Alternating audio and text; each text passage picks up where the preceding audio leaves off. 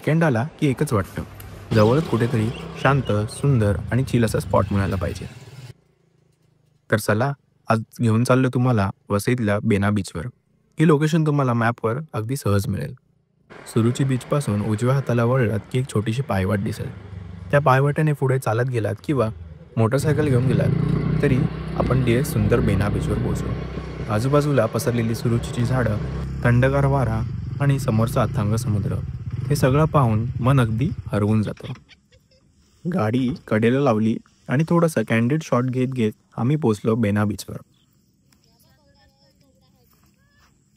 समोर समुद्रकिनारा, आजूबाजूची मोकळी जागा, सगळंच इतकं शांत की आठवडाभराचा सगळा थकवा क्षणात नाहीसा होतो.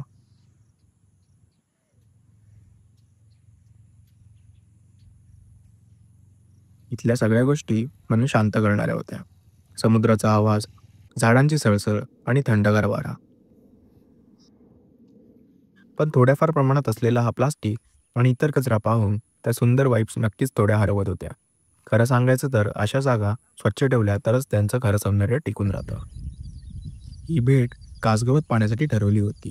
थोडा उशीर झाल्यामुळे गवत पूर्णपणे मावलेलं होतं. कासगवत पाण्यासाठी येणारी उत्सुकता थोडी निराश झाली, पण आजूबाजूची शांतता, हलक्या लाटांचे संगीत आणि निळसर आकाश या अनुभवाने सार्थक वाटलं.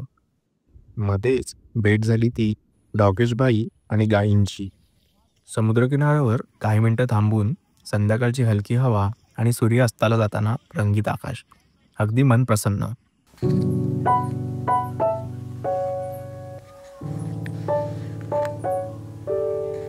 नंतर झाडाझुडपातून वाट काढून परतीच्या प्रवासाला सुरुवात केली.